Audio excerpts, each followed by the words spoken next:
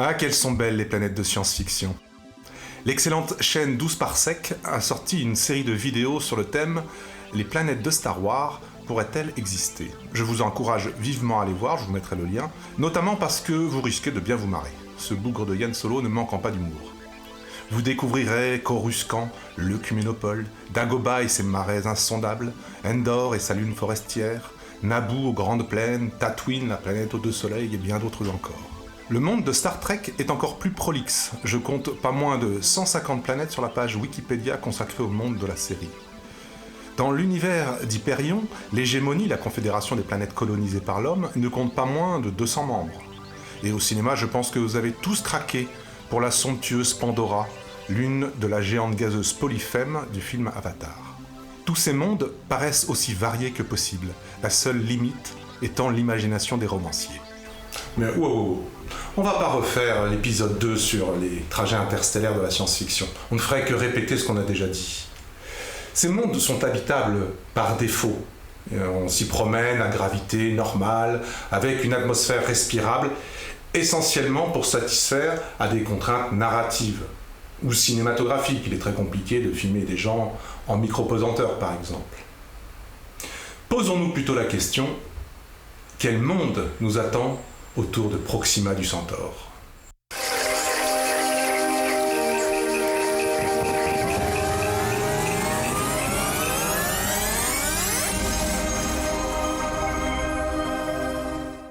Car oui, en août 2016, les astronomes de l'ESO, l'Observatoire européen de l'hémisphère sud, ont confirmé l'existence d'une planète autour de Proxima du Centaure, l'étoile la plus proche de notre système solaire. Pour désigner les exoplanètes, on prend le nom de l'étoile et on rajoute un B minuscule pour la première planète, un C pour la deuxième et ainsi de suite. Le petit a désignant donc implicitement l'étoile elle-même. Donc ici ce sera Proxima Centauri B qu'on va abréger en Proxima B. Proxima B a été détecté par la méthode des vitesses radiales, qui consiste à mesurer très précisément, par effet Doppler, le va-et-vient périodique de l'étoile sur la ligne de visée. Ce va-et-vient indique la présence d'un corps perturbateur qui fait légèrement danser l'étoile autour du centre de gravité du système. Cette méthode permet d'accéder à la masse de la planète perturbatrice, ainsi qu'à sa période orbitale, dont on va déduire la taille de son orbite grâce à la troisième loi de Kepler. On mesure pour Proxima B une masse comprise entre 1,3 et 2 masses terrestres, une petite planète donc. On ne connaît pas son rayon. Pour cela, il faudrait que la planète transite devant son étoile, c'est-à-dire qu'elle passe devant le disque de l'étoile vu depuis la Terre. Et ce n'est pas le cas. Le rayon permettrait d'en déduire le volume de la planète, et le ratio de la masse sur le volume nous donnerait sa densité. À son tour, la densité nous permettrait d'avoir une bonne idée de sa composition chimique. Est-ce une planète rocheuse comme Mercure, Vénus, la Terre ou Mars? Glacée, composée de glace planétaire comme Neptune ou Uranus? Ou encore gazeuse comme Jupiter et Saturne?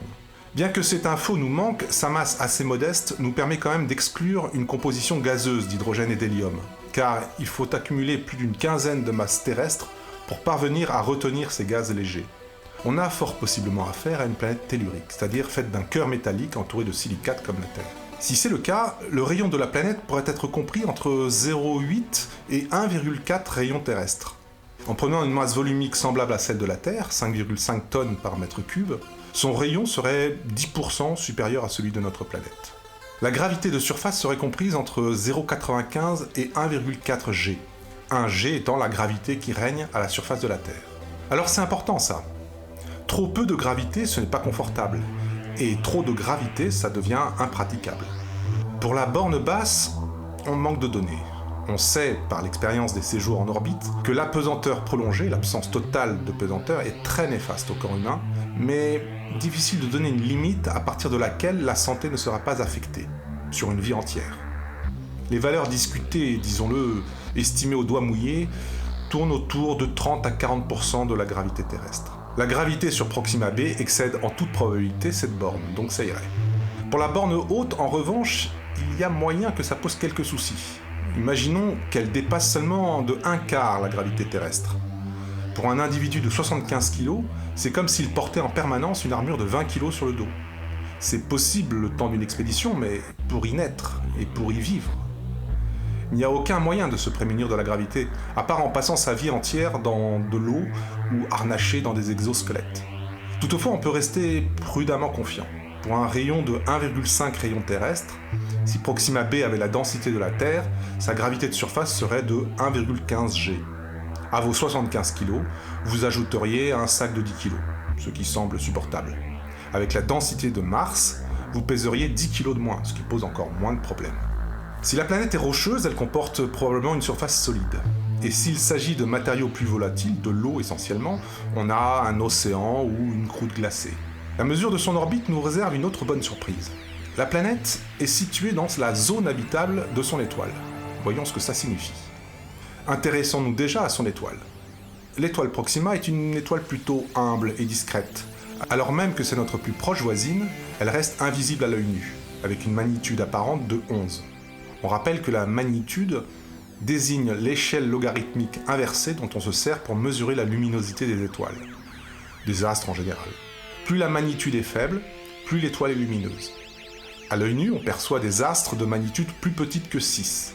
Pour atteindre la magnitude 11, il faut se munir d'une petite lunette de 3 cm d'ouverture environ. Vu la distance à laquelle on l'observe, ça correspond à une luminosité absolue près de 590 fois plus faible que celle du Soleil. Le flux de chaleur reçu par une planète de son étoile est inversement proportionnel au carré de la distance qui les sépare. Pour recevoir une insolation comparable à celle de la Terre, la planète devrait orbiter à une distance racine de 590, soit 24 fois plus petite que la distance Terre-Soleil. La distance effectivement déduite des observations est de 1/20 d'unité astronomique. L'unité astronomique étant par définition la distance Terre-Soleil, soit 150 millions de kilomètres. Proxima b orbite ainsi à peine à 7 millions de kilomètres de son étoile. Le flux reçu est un peu plus faible que celui reçu par la Terre, mais compatible, sous certaines conditions, avec la présence d'eau liquide à la surface, et c'est ça qui définit le concept de zone habitable. Alors me direz-vous, tout va bien ? Alors il y a quand même 2 soucis dans la relation de Proxima b avec son étoile. Le premier est l'effet de marée qu'elle subit. L'effet de marée, c'est ce qui résulte de l'application d'un gradient de gravité sur un corps solide, c'est-à-dire ce qui résulte du fait que la partie du globe tournée vers l'étoile subit une attraction plus forte que la partie opposée. L'étoile attire légèrement plus le côté jour que le côté nuit, si vous voulez, ce qui déforme légèrement la planète. Cette gravité différentielle augmente avec l'inverse du cube de la distance à l'étoile, plus vite que l'insolation, qui augmente avec l'inverse du carré. De ce fait, un corps recevant la même insolation que la Terre autour d'une étoile moins lumineuse subit un effet de marée plus important. Traçons ça sur un graphique pour mieux comprendre. Sur l'axe des abscisses, on a la distance à l'étoile, croissant de gauche à droite. Sur l'axe des ordonnées, verticalement, on a l'intensité du flux radiatif et du gradient de gravité comparé à leur valeur terrestre. La courbe orange indique le flux de rayonnement reçu de Proxima, inversement proportionnel au carré de la distance.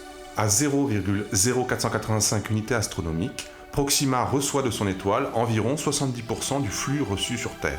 C'est ce qui la place dans la zone habitable. La courbe bleue représente le gradient de gravité, inversement proportionnel au cube de la distance. Le gradient, on le rappelle, c'est la différence de gravité qui existe entre 2 points situés à une distance donnée, par exemple de part et d'autre du diamètre de la planète.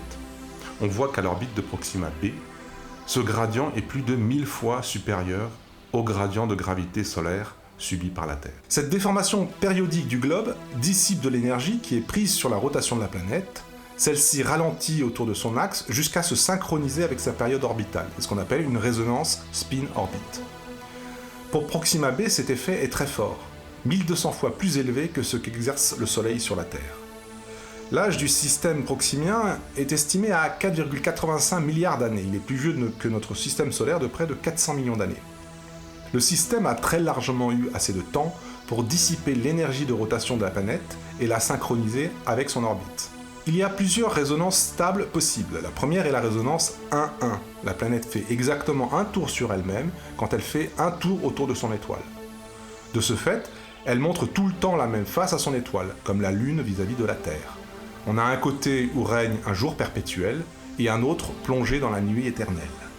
D'autres résonances existent qui dépendent de l'excentricité de l'orbite, de son ovalité si vous voulez. Le principe étant toujours d'avoir un rapport entier entre la période orbitale de la planète et sa période de rotation. Dans le système solaire, on a par exemple Mercure en résonance 3,2. La planète fait 3 tours sur elle-même en l'espace de 2 orbites. Vu la petitesse de l'année sur Proxima b, 11 jours terrestres à peine. Ça ferait des cycles jour-nuit d'une durée d'environ une semaine terrestre. À l'équateur, on aurait 90 heures de jour suivi de 90 heures de nuit. C'est long, mais supportable. Le second souci plus sérieux concerne la nature du rayonnement reçu de l'étoile, et la possibilité pour la planète de conserver une atmosphère dense et un océan d'eau liquide. L'étoile Proxima est une naine rouge, et ces étoiles présentent une enveloppe entièrement convective, c'est-à-dire qu'elles sont brassées par de puissants courants de gaz qui indéfiniment convoient la chaleur des profondeurs de l'étoile vers la surface avant de replonger une fois refroidie. Et ce gaz est un plasma, c'est-à-dire un fluide conducteur. Un fluide conducteur qu'on touille et qu'on retouille, ça donne des courants électriques. Et un courant électrique dans un fluide turbulent, ça donne un champ magnétique. Ces champs magnétiques sont à l'origine de l'activité de surface des étoiles. Ces petites étoiles sont le siège de puissantes éruptions stellaires résultant des torsions du champ magnétique du fait de la rotation de l'étoile, qui dans les régions actives accumulent de l'énergie et la libèrent soudainement après une reconnexion magnétique. Des points chauds portés à plusieurs millions de degrés se forment, ce qui engendre des bouffées de rayonnement de hautes énergies.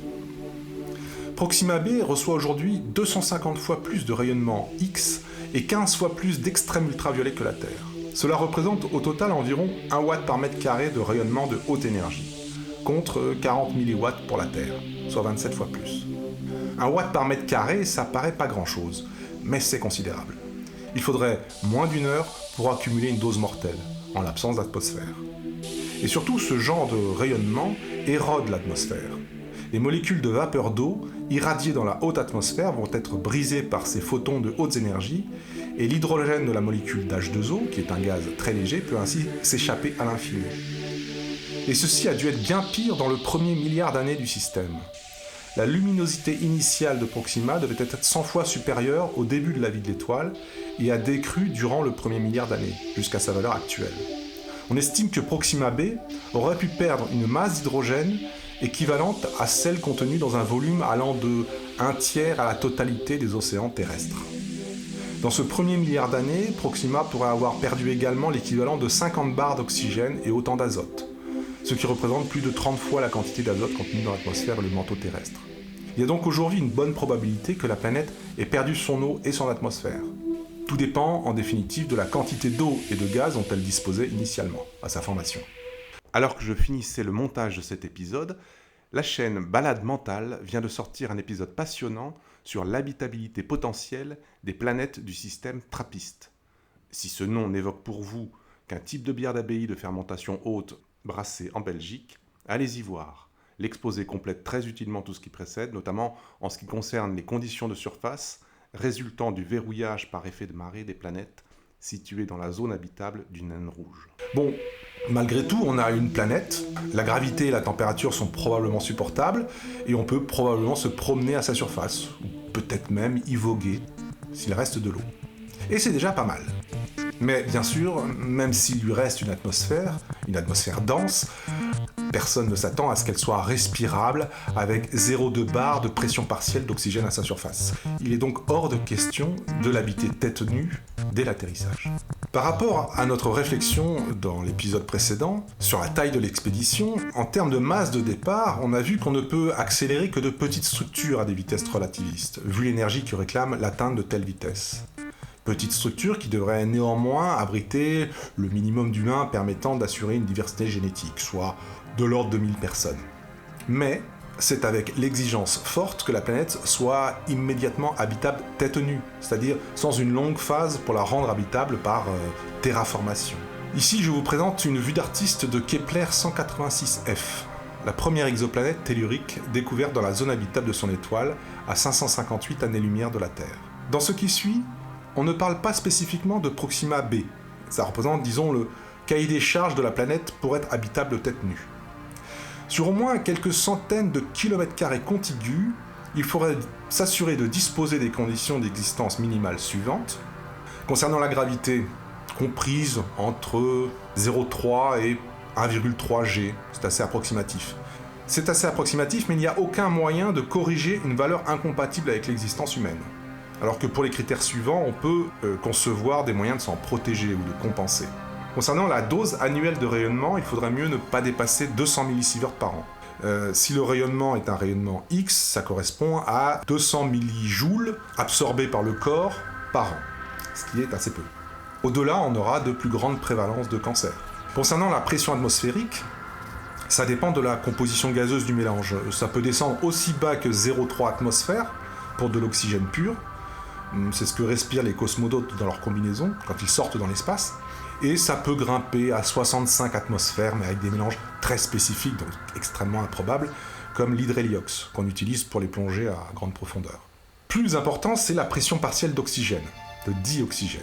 Elle est assez contrainte, située entre 0,15 et 0,23 atmosphères.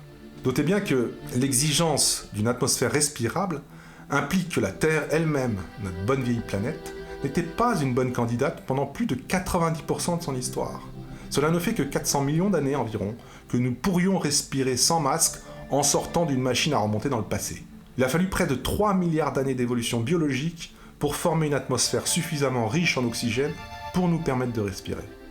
Donc la question de l'habitabilité de la planète tête nue, c'est pas du tout la même chose que la question de la planète en tant que possible planète pour la vie. On continue sur l'atmosphère, il faut également une absence de gaz toxiques. Parmi les gaz relativement banals dans l'univers mais rapidement mortels, on peut citer le sulfure d'hydrogène, H2S, l'oxyde de carbone, CO, l'ammoniac, NH3, ou encore l'acide cyanhydrique, CN 2 fois. Concernant la température, on peut se donner des bornes, disons de moins 50 à plus 50. En dessous de moins 50, on ne peut plus laisser un bout de peau à l'air libre. Et au-delà de 50 degrés, la chaleur devient létale et on ne peut plus vivre qu'avec l'assistance d'une climatisation. Et enfin, on a besoin d'eau, en surface ou en subsurface, sous forme liquide ou gelée, mais de l'eau, en abondance. Pour atteindre les standards de la Terre, il faudra ajouter que cette eau existe sous forme liquide à la surface, formant les océans. L'existence d'un système climatique diversifié basé sur le cycle de l'eau, avec pour résultante quelque chose de très spécifique à la Terre, c'est-à-dire une atmosphère semi-transparente, ni totalement opaque, ni totalement transparente, avec, disons, des nuages qui couvrent simplement 50% de la surface. Dans le système solaire, on a des atmosphères denses, sur Vénus et sur Titan par exemple, mais elles sont complètement couvertes de nuages. Et on a des planètes avec atmosphère, comme Mars, mais cette atmosphère est totalement transparente, il y a vraiment très très peu de nuages. Parmi les standards terrestres, on rajoutera également le spectre stellaire, qui correspond à la température de surface du Soleil, environ 6000 degrés. Et puis évidemment, un écosystème accueillant si c'est une planète vivante. Et si ce n'est pas le cas, pour au moins un des éléments de la première liste, alors même s'il est quand même possible de débarquer, comme sur la Lune ou sur Mars, il est difficile d'envisager d'y fonder une civilisation, de faire naître et d'élever des enfants à sa surface, des enfants qui ne connaîtront rien d'autre jusqu'à leur mort. Est-ce que vous envisageriez d'élever des enfants dans une base en Antarctique, dans de grands souterrains sous la surface de la Lune ou de Mars? Probablement pas. Pour l'envisager, il faudrait construire de vastes surfaces, sans doute étanches, pour reconstituer un environnement habitable, ce qui prendrait des décennies, voire des siècles, et pendant tout ce temps, passer l'essentiel du temps dans le vaisseau, où le problème se pose exactement avec la même acuité. Personne n'envisage de passer une vie entière et de fonder une lignée dans un paquebot. C'est ce qu'on avait abordé dans l'épisode précédent. Envisager une stratégie courte, composée d'un trajet de quelques décennies, suivi de la fondation d'une colonie à la surface d'une planète, implique de trouver une planète extraordinairement accueillante, ce qui n'est sans doute pas le cas de Proxima Centauri b. Il faudrait donc chercher plus loin. Autrement dit, pour voyager léger, avec un petit vaisseau, il faut aller chercher beaucoup plus loin. Il est aujourd'hui encore impossible de déterminer à quelle distance devrait se trouver la prochaine Terre bis, ou disons cela, la planète la plus proche qu'on pourrait coloniser tête nue ou avec très peu de dépenses. Mais il semble peu probable que ce soit à moins de quelques centaines d'années-lumière. Ce qui, même à 10% de la vitesse de la lumière, représente un trajet de plusieurs millénaires. Ce qui à nouveau pose le problème de succession de générations au sein du vaisseau. Et ce n'est pas tout, il faut concevoir de monter une gigantesque expédition pour rejoindre un corps qu'on ne connaît qu'à distance. Car s'il s'agit d'envoyer des sondes automatiques pour l'explorer préalablement, il faut que ces sondes se déplacent elles-mêmes à des vitesses relativistes, tandis que les futurs voyageurs se trouvent au repos sur Terre, attendant que l'information leur revienne par le lien radio. Dès lors que la cible se situe au-delà de quelques siècles-lumière, le temps d'attente, un millénaire pour une cible située à 500 années-lumière par exemple, excède ce qu'il est possible d'atteindre sans attendre, en stratégie longue, en choisissant un système plus proche, même s'il est moins viable. Et si on choisit de ne pas envoyer de sonde pour aller reconnaître les choses sur place, quoique l'astrophysique observationnelle fasse des progrès exponentiels, à quelle échéance peut-on s'attendre à ce que l'observation purement radioélectrique d'un système lointain, situé à des centaines ou des milliers d'années-lumière, nous livre une information si totalement satisfaisante et complète qu'elle autorise à prédire la possibilité de coloniser dès l'atterrissage? Par exemple, en ce qui concerne la nature de l'écosystème, si c'est une planète vivante. Il y a sans doute peu à craindre du très gros, les bêtes féroces, ou du nano, les virus, qui nécessitent une compatibilité des systèmes génétiques. Mais les micro-organismes de type bactéries ou champignons ne nécessitent pour se développer que d'un substrat organique. On peut très bien concevoir contracter une infection bactérienne avec des germes extraterrestres. En soi, le risque reste raisonnable, mais il donne à voir sur le risque global encouru. Tout peut arriver, et tout sera envisagé par les partants de façon bien plus accrue que ne le peut cette réflexion. Une colonie réduite au minimum, dans un vaisseau lui-même minimal, est livrée pieds et poings liés au moindre imprévu, sans espoir d'aucun secours terrestre, même moral. Or peut-on imaginer plus fertile en imprévu que ce premier trajet hors du système solaire? Que se passerait-il si les 200 ans prévus se traduisaient par 2000 ans de vie confinée? De ces éléments, on peut conclure que l'humanité ne peut s'aventurer raisonnablement dans les espaces immenses qui l'entourent qu'en étant rigoureusement autonome et détaché de tout calendrier, sauf en ce qui concerne l'énergie. Paradoxalement, le fait de voyager dans un vaisseau-monde permet d'être beaucoup moins sélectif sur le choix de la cible stellaire et d'avoir plus de chances d'en trouver une à courte distance à l'échelle astronomique. Il n'est pas en effet nécessaire de disposer d'une planète habitable tête nue, mais simplement d'un système comprenant de petits corps glacés en abondance. Ces petits corps glacés, comme le sont par exemple les comètes, qu'on appelle de manière imagée des boules de neige sales, constituent les astres dont on va se servir pour construire d'autres vaisseaux-mondes. On a de bonnes raisons de penser que ces corps sont les débris de la formation des systèmes planétaires et qu'ils forment pour cette raison une classe de corps extrêmement commune et abondante dans tous les systèmes planétaires. Un corps glacé de 100 km de diamètre permet de construire 1000 nouveaux vaisseaux-mondes. De sorte, le processus de colonisation des systèmes lointains sera un processus très autonome et minimalement soumis aux aléas locaux. L'observation des exoplanètes, on en connaît 4247 au 15 avril 2020, nous révèle une très grande diversité de situations. Les configurations de départ et les milliards d'années d'évolution des surfaces planétaires, comme de leurs orbites, peuvent complètement faire diverger l'habitabilité des planètes, et a priori plutôt dans le mauvais sens. Dès qu'une planète perd la mince pellicule de volatile qui se trouve à sa surface, ce qui est advenu à Mars et à Vénus concernant l'eau, et qu'on craint pour Proxima b, elle devient impraticable pour une vie de surface. Et bien entendu, la présence d'une planète offrant une surface solide, peut-être ce que nous offre Proxima b, reste un luxe appréciable. Signalons également qu'il existe au moins une deuxième planète dans le système Proxima Centauri, Proxima Centauri c, nettement plus grosse, plus de 6 masses terrestres, orbitant à 1,5 unité astronomique de l'étoile et bouclant son orbite en 5 années terrestres. Notez juste au passage que ces planètes de masse intermédiaire entre la masse de la Terre et la masse des géantes glacées Uranus et Neptune, dont il n'existe pas d'exemple dans notre système solaire, sont les plus courantes dans l'univers. Si ces planètes sont des candidates tout à fait acceptables pour donner naissance à la vie, pour nous, êtres humains, il va se poser notamment un problème possiblement rédhibitoire de gravité de surface. Compter sur les petits corps glacés constitue un pari beaucoup plus sûr que compter donc sur une planète habitable ou même simplement praticable. Ces miettes de systèmes stellaires, grises et froides, ces obscurs débris informes et stériles, perdus dans les ténèbres depuis des milliards d'années, vont permettre d'édifier de nouveaux mondes à tour de bras. Enfin, il reste un aspect majeur à aborder que je vais introduire avec un nouveau concept, celui d'humanité élargie. De quoi s'agit-il ? Dans toutes les histoires de trajets interstellaires, on a des équipages qui va et viennent entre les planètes, mais on a vu que la démesure des besoins d'énergie et les durées séculaires des trajets retirent toute pertinence à l'idée de trajet retour. L'humanité qui quitte la Terre le fait pour toujours. Et ça change tout. On a vu dans l'épisode précédent que dans le vaisseau, on a plus qu'un équipage, une petite nation en mouvement, qui devrait disposer d'un horizon temporel pas trop lointain en termes de durée de trajet, et d'un horizon visuel pas trop restreint en termes de taille de vaisseau. Il me semble également relever de l'évidence qu'elle ne sera pas composée que d'êtres humains.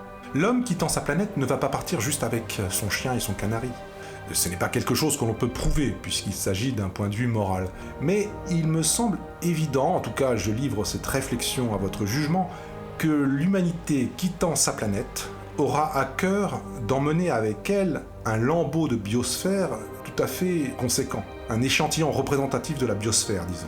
Si vous voulez, ça constitue un troisième horizon qui dimensionne le projet, après la durée de trajet et la taille de l'habitacle. Le vaisseau monde doit offrir une surface suffisante pour reproduire l'essentiel des écosystèmes terrestres. Et on lui donnera pour ça le nom d'arche interstellaire. Évidemment, il faut s'entendre sur ce qu'on appelle l'essentiel. La Terre est incroyablement trop diverse pour pouvoir prétendre reproduire toutes les configurations de ces écosystèmes. Mais au moins un panorama plan large. Et on verra que ce n'est déjà pas une mince affaire. Mais en tout cas, voilà un trait essentiel de ce projet qui appuie encore l'idée qu'un vaisseau minimal ne convient pas pour un trajet qui ne se fera que dans un seul sens. Un trajet irréversible. C'est aussi pour ça qu'on ne vise pas à proprement parler une surface planétaire, même si, je le répète, ce sera un plus appréciable. On ne peut pas mettre des scaphandres à des tigres. Ce n'est que dans l'arche que les éléments de la biosphère pourraient s'épanouir et diffuser dans la galaxie, protégés par un habitacle. Et ceci nous amène au 5e épisode, qui traitera des motivations d'un trajet interstellaire. Pourquoi partir ? D'ici là, matelots de l'espace, vous qui, pour la plupart ces dernières semaines, n'avez pu voyager que de la cuisine au salon et du salon au lit, ouvrez la grand voile dans vos esprits, levez les yeux au ciel et songez au grand voyage qui attend notre espèce. Pareil pour la manœuvre, ciao.